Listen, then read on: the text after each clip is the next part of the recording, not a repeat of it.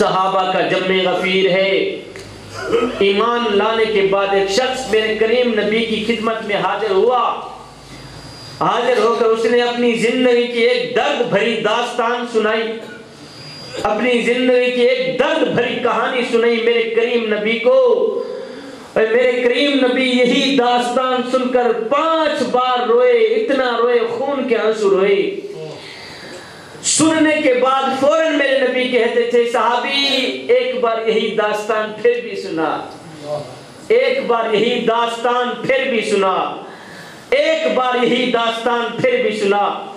اب صحابی نے اپنی زندگی کی داستان شروع کی، صحابی نے اپنا واقعہ بیان کیا، شروع کیا۔ میرے کریم نبی یہ واقعہ سن کر روتے چلے جا رہے ہیں، تڑپتے چلے جا رہے ہیں۔ اب اس نے اپنا واقعہ بیان کیا، کہتا ہے حضور آپ کی آمد سے پہلے جاہلیت کے زمانے کی بات کر رہا ہوں، اس وقت آپ یہاں نہیں آئے تھے، اس دور کی بات کر رہا ہوں کہ میری بیوی امید سے تھی اور میں کہیں لمبے سفر پہ گیا۔ کافی عرصہ بعد جب میں گھر واپس لوٹا تو میرے آنگن میں بیٹی کھیل رہی تھی، میری حویلی میں میری بیٹی کھیل رہی تھی۔ جب میں نے اپنی بیٹی کو دیکھا تو آگ بگولا ہو گیا، اور میں نے کہا بدبخت، اپنی بیوی کو کہنے لگا تو کم بخت تو نے اس سانپ کو جنم کیوں دیا ہے؟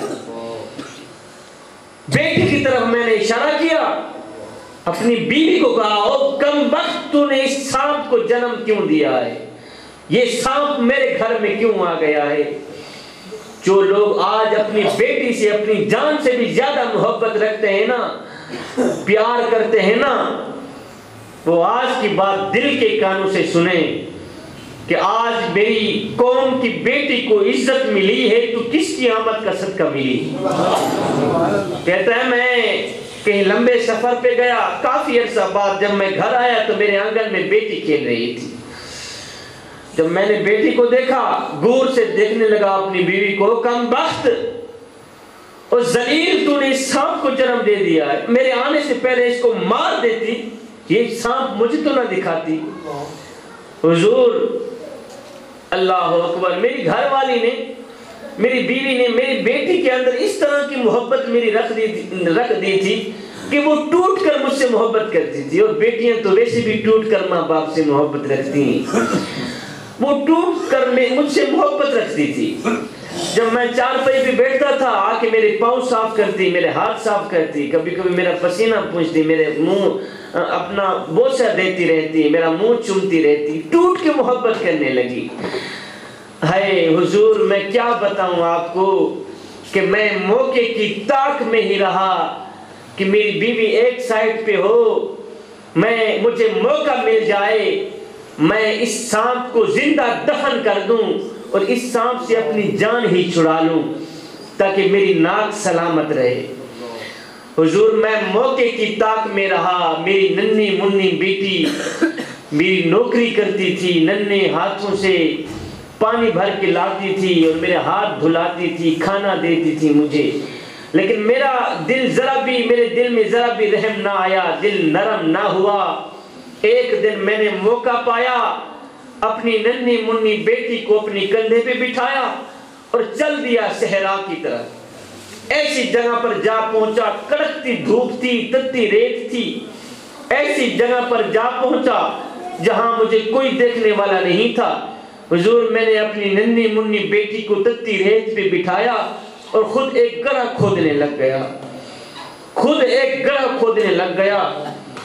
تتی ریت تھی، کڑکتی دھوپ تھی، گڑھا کھودنے لگ گیا، میرے چہرے سے پسینہ نمودار ہوتا گیا۔ میری ننھی منی بیٹی اپنے دوپٹے سے کبھی میرے ہاتھ صاف کرتی، کبھی میرا چہرہ صاف کرتی، کبھی میرے چہرے سے نکلا پسینہ صاف کرتی اور مجھے کہتی ابو جی بس کر جاؤ، تھک جاؤ گے۔ حضور جب کافی دیر کے بعد جب میں نے گڑھا کھودا، گڑھے سے باہر نکلا تو میری بیٹی نے سکھ کا سانس لیا کہ چلو شکر ہے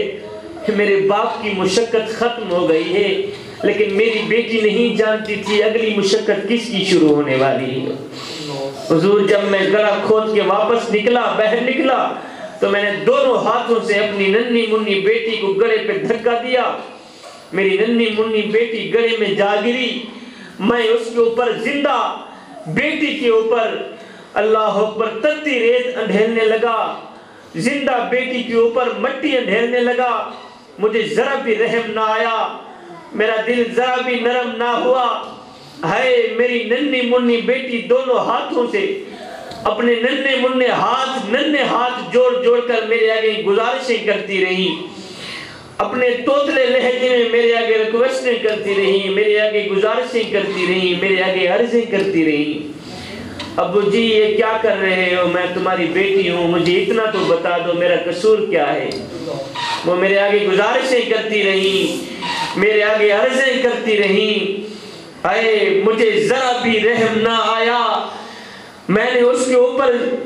مٹی ڈھیل دی، اس کے اوپر تتی ریت ڈال دی، میری ننھی منی بیٹی کی چیخ و پکار، میری ننھی منی بیٹی کا توتلا لہجہ، میری ننھی منی بیٹی کے ننھے ہاتھ مٹی میں دب کے رہ گئے، اس کی چیخ و پکار مٹی میں دب کے رہ گئی۔ اے حضور آج جب سے اسلام لایا ہوں بیٹی کی چیخیں مجھے سونے نہیں دیتی، آج جب اسلام لایا ہوں بیٹی کی چیخیں مجھے سونے نہیں دیتی، آج میری بیٹی مجھے یاد آتی ہے، اور مجھے بتاؤ تو صحیح، حضور کے ذکر کی محفل میلاد کی محفل سجانے والوں مجھے اتنا تو بتا دو، کس نبی کی آمد ہوئی آج ایسے ظالم باپ کے دل میں اللہ نے بیٹی کے لیے پیار رکھ دیا ہے؟ مجھے اتنا تو بتا دو کس نبی کی آمد ہوئی آج ایسے ظالم باپ کے دل میں اللہ نے بیٹی کے لیے محبت رکھ دی ہے؟ وہ کوئی اور نبی نہیں ہے، وہ تیرا نبی ہے، وہ میرا نبی ہے۔ عرب کے ریگزاروں میں دبی ہوئی معصوم بچیوں کے سسکتے آنسوں، ان کی روتی آنکھیں، مجھے بتاؤ تو صحیح کس کو پکار رہی تھی؟ بیواؤں کی چیخیں کس کو بلا رہی تھی؟ وہ یتیم بچے رو رو کے کس کو ڈھونڈ رہے تھے؟ وہ میرے نبی کو ڈھونڈ رہے تھے۔ نبی انتظار میں رہے، صدیاں انتظار کرتی رہی، زمانے انتظار کرتے رہے، اللہ اکبر، لوگ راہوں میں بیٹھے انتظار کرتے رہے، کوئی تو ہاتھ پھیلا کے کہہ رہا تھا ربنا وبعث فیہم رسولا، مالک آنکھیں بڑی ہو گئی ہیں اب تو رسول بھیج بھی دے۔ جب بیواؤں کی چیخیں، یتیموں کی آہیں، معصوم بچیوں کے دبے آنسو ریت سے پکار کرتے ہوئے عرش الہی کو جنبش دینے لگے تو میرے اللہ کو دکھی انسانیت پہ رحم آیا، آمینہ کی آغوش میں محمد عربی کو بھیج دیا۔ میرے نبی کی جلوہ گری، میرے نبی کی تشریف آوری انسانیت پر اللہ کا بہت بڑا احسان ہے۔ اس لیے تو میرے اللہ نے فرمایا لَقَدْ مَنَّ اللَّهُ عَلَى الْمُؤْمِنِينَ إِذْ بَعَثَ فِيهِمْ رَسُولًا، یہ احسان عظیم ہے تمہارے اوپر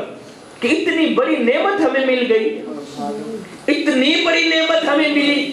اللہ اکبر، لوگ راہوں میں بیٹھے انتظار کرتے رہے، بھائی ہم نے کوئی انتظار تو نہیں کیا، ہم نے کوئی منتیں تو نہیں کی، بس آنکھ کھلی تھی، ابو جی گئے مؤذن کو بلا کے لے آئے، مؤذن نے آ کے ہمارے کان میں پھونکا دیا، اور میاں مبارک ہو تجھے تو حضور کا غلام بن کے آ رہا ہے، مبارک ہو تجھے تو حضور کا غلام بن کے آ رہا ہے۔ اللہ وہ ایک آپ میری طرف دیکھیں خوشبو پھیلتی رہیں گی، میرے حضرت فرماتے ہیں لوگو میرے نبی کا ذکر کیا کرو، میرے